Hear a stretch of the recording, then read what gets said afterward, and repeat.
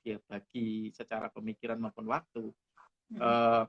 Ada pekerjaan, ada sekolahnya si anak, ada tugas domestik yang di rumah, ya. Betul. Kan, tugas-tugas rumah tangga gitu kan.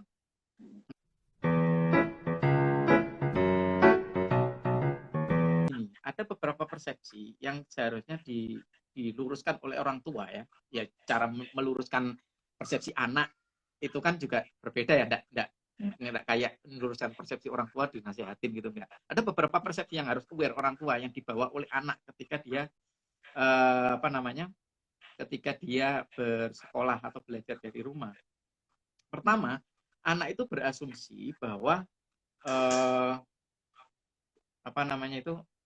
mereka ketika belajar di rumah itu menganggap bahwa itu liburan.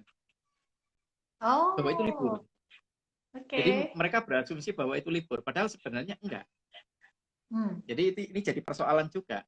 Ketika orang tua meminta atau mendirect mengarahkan anak untuk belajar, maka kita harus melawan dihadang dulu sama persepsi anak bahwa saya itu libur gitu ya. Itu yang persepsi yang harus diluruskan dulu oleh orang tua. Dan kadang-kadang memang terlanjur kejadian. Jadi anak terlanjur seperti itu, orang tua belum sempat meluruskan gitu kan ya. Itu yang pertama. Terus juga gini, ada mindset yang tertinggal juga di benak anak, yang namanya belajar itu di sekolah. Itu enggak semua anak memang seperti itu, tapi saya yakin sebagian besar anak begitu. Yang namanya belajar itu di sekolah. Jadi ada fragmen-fragmen, ada namanya elementer gitu loh. Baik pemisahan, pembedaan. Sama kayak kita dulu loh, Mei, sering aku bilang bahwa orang itu cenderung membedakan antara bermain, belajar dan bekerja. Padahal siapa yang bisa mengelak kalau dibilang bahwa Cristiano Ronaldo itu sedang bermain dan dapat uang gitu kan? Iya toh? Cristiano Ronaldo bermain loh, tapi dapat uang. Kan nggak harus membagi 3 wilayah itu secara strict gitu ya. Nah ini sayangnya mungkin model kebiasaan kita sehari-hari dan model pendidikan di sekolah itu kemudian jadi memisahkan bahwa namanya sekolah, namanya belajar itu di sekolah. Nama di rumah itu bukan lagi belajar, atau yang namanya belajar itu baca buku misalnya, begitu aja ya. Sehingga ketika di rumah anaknya misalnya melihat YouTube, padahal yang dilihat YouTube proses fotosintesis misalnya, itu kan nonton YouTube aja, ya baca buku gitu loh, misalnya kayak gitu. Nah itu kan ada pemilahan bahwa yang namanya belajar baca buku, yang namanya belajar di sekolah, itu yang masih tertinggal gitu ya. Terus satu lagi, anak itu masih berpikir bahwa figur yang punya otoritas atas belajarnya dia itu guru. Karena orang tuanya jarang mendampingi. Banyak banget anak-anak itu yang lebih nurut sama gurunya daripada orang tuanya. Betul. Kayak disuruh gosok gigi, lebih nurut sama dokter gigi daripada sama ibunya. Bener. Ini kayak efek placebo ya, kita tahu lah. Kalau misalnya kita lagi flu, terus kemudian yang ngasih resep misalnya Mbak Maya gitu ya, paling pikir-pikir mau beli obatnya kan. Tapi kalau yang ngasih dokter, bahkan obatnya itu cuma vitamin aja, bukan obat flu, kita beli dan kita bisa sembuh loh dengan minum vitamin itu kan, ya efek placebo. Jadi seorang anak itu juga meyakini bahwa figur tertentu punya otoritas atas urusan tertentu gitu loh.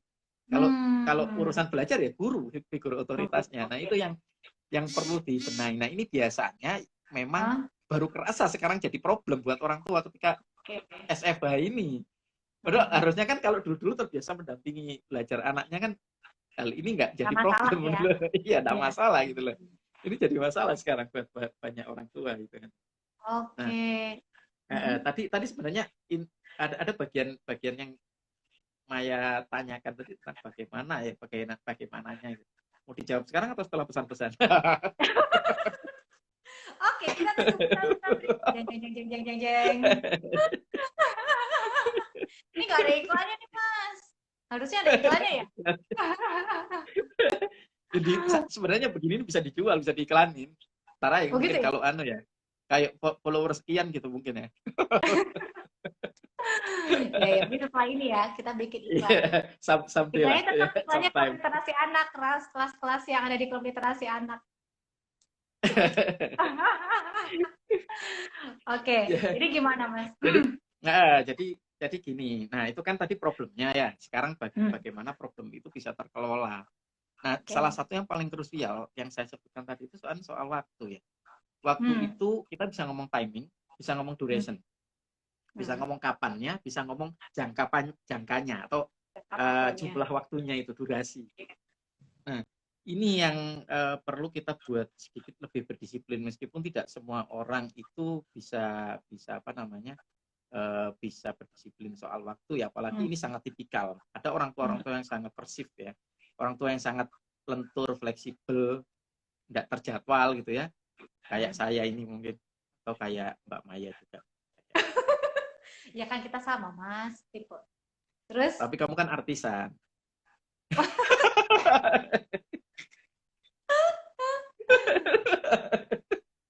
Ya, oke. Nanti jadi ngomongin MBTI gitu. Iya benar. Wah, ya kalau yang tipikal tidak terjadwal itu ya memang harus mulai sekarang mungkin harus mulai lebih terorganize lah.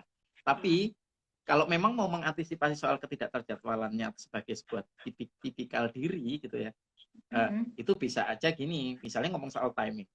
Harus ada memang waktu kapan orang tua bekerja dan kapan mendampingi anak. Dan itu memang harus disosialisasikan ke anak. Anak harus tahu itu. Bahwa ketika misalnya dia lagi pengen banget belajar, dan dia tahu bahwa itu waktunya orang tuanya bekerja, maka dia harus belajar lebih mandiri. Kayak gitu. Karena dia tahu itu waktunya orang tuanya bekerja. Kalau dia maunya menunggu, oke, nggak apa-apa. Menunggu waktu di mana itu waktu buat dia untuk belajar, sehingga orang tuanya nanti kan mengalokasikan untuk itu. Nah, itu yang pertama. Kita harus mencoba sedikit lebih berdisiplin soal itu.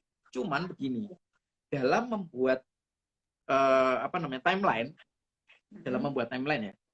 Misalnya orang tua sebelumnya bekerja, setelah itu mendampingi anak. Ini harus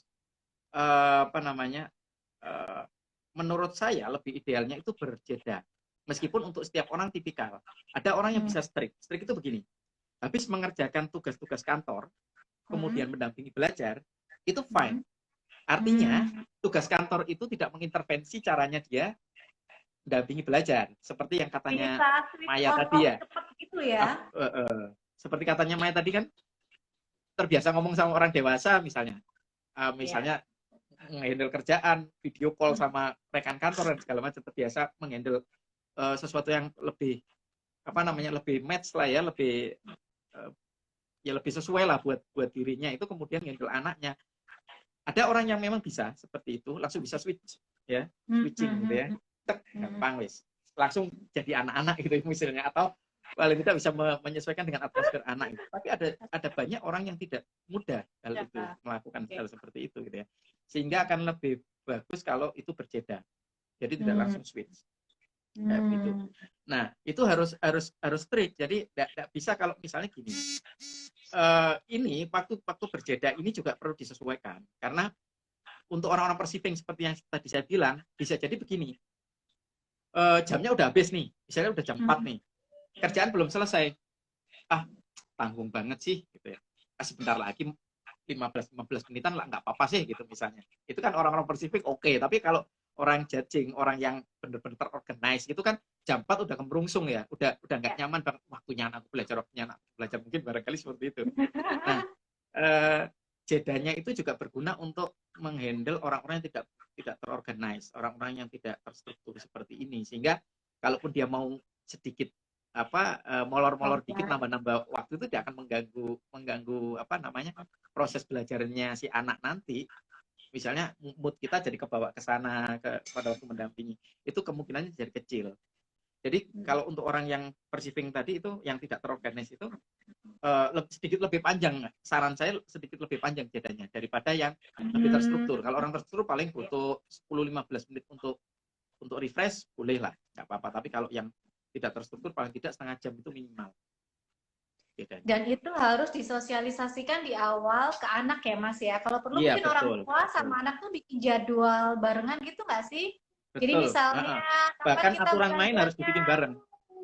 Kapan kita belajarnya, kapan misalnya ayah bundanya harus bekerja, kapan kakak harus belajar sendiri dan sebagainya gitu harus direncanakan di awal ya Mas, supaya anak juga betul. ada warning gitu, maksudnya oh ini nih nggak selamanya harus didampingi nih, oh ternyata ayahnya juga butuh waktu sendiri nih untuk bekerja betul. dengan gitu, sebagian anak memang begini, Mei. Sebagian anak itu kan untuk mana anak-anak kecil ya. Pertama ada yang belum mengerti tentang konsep jam loh ya, jam konsep ini ya, belum mengerti tentang konsep jam.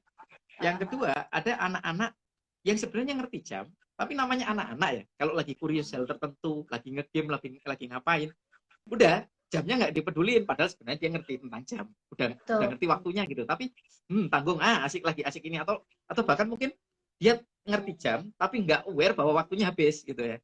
Nah itu anak kan variatif ya tentang hal itu. Nah ini juga bisa kesepakatan itu jadi membantu kemudian. Nah, kesepakatan pun masih tetap bisa dilanggar. Ya. Karena ada tiga babak dalam proses belajar mendampingi anak itu pastinya. Ya.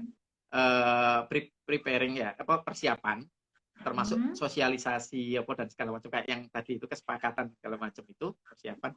Prosesnya pada saat belajar berlangsung ya.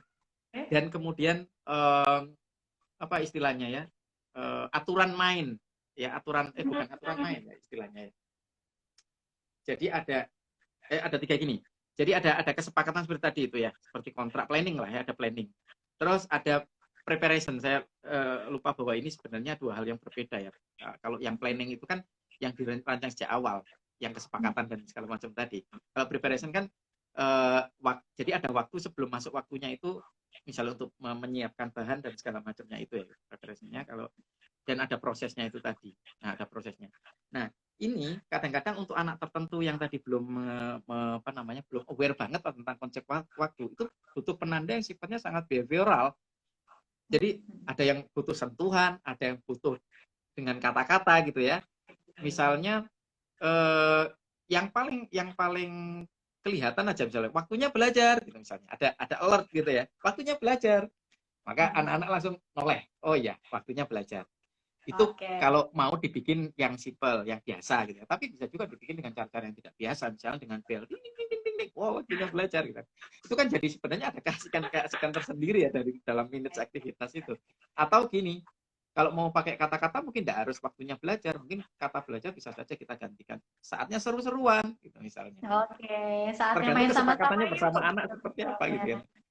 Kayak gitu. Itu jadi ada penanda waktu, kemudian anak mau ini harus masuk atmosfernya belajar, harus masuk atmosfer itu gitu ya. Terus di situ terus misalnya bantu nyiapin dan segala macam dia, terus berkaitan dengan itu juga mungkin ada beberapa aturan main. Ini yang berkaitan sama prosesnya, aturan main. Kadang-kadang kan orang tua itu menerapkan aturan itu hanya berlaku buat anak. Bahkan kadang sepihak. Jadi anak enggak ikut menyepakati itu aturannya. Nah, itu kan bikin anak juga merasa terintimidasi ya, artinya dia jadi objek, jadi objek keharusan gitu loh. Orang tuanya yang mengharuskan, anaknya yang jadi objek keharusan kayak gitu. Itu yang nggak bagus di awal, termasuk aturan memang harus disepakati bersama ya. Harus disepakati bersama. Terus beberapa aturan itu saya sarankan jangan terlampau atau mungkin bahkan jangan intimidatif. Jangan hesitate gitu loh, atau maksudnya membuat anak tertekan, membuat anak terlukai kayak begitu. Misalnya kalau bapak ngomong diem, itu menyerang banget sebenarnya, menyerang anak langsung, ofensif lah itu, menyerang banget ke anak. Tapi ada banyak cara sebenarnya membungkus kata diam itu dengan cara-cara yang berbeda, cara-cara lebih asik gitu loh. Misalnya gini, setiap orang di ruangan ini berhak berbicara. Wow, berarti rame dong gitu kan. Yang dipikirkan kan gitu. Tapi ada poin yang berikutnya. Setiap orang di ruangan ini, kalau ada yang mendengarkan, berhak dihormati haknya mendengarkan. Kan kita enggak menyuruh anak untuk diam toh sebenarnya. Tapi ketika ada orang lain mendengarkan, kalau kamu pingin ngomong, yang ngomongnya dikontrol berarti. Kayak gitu. Nah, itu jauh lebih humanis seperti itu daripada nyuruh anak diam gitu. Itu ada banyak cara seperti itu. Atau acungkan tangan ketika ingin bicara, atau bunyikan bel ketika ingin bicara. Kalau memang punya bel gitu misalnya. Sesuatu yang bikin seru-seruan gitu. Atau itu jauh lebih humanis. Kalau mau bicara gitu kali ya, Mas. Gantian kalau mau bicara. Atau gantian kalau mau bicara. Makanya penandanya bisa itu, bisa angkat tangan atau bisa macam-macam ya. Gitu, yang penting bisa macam-macam kayak gitu.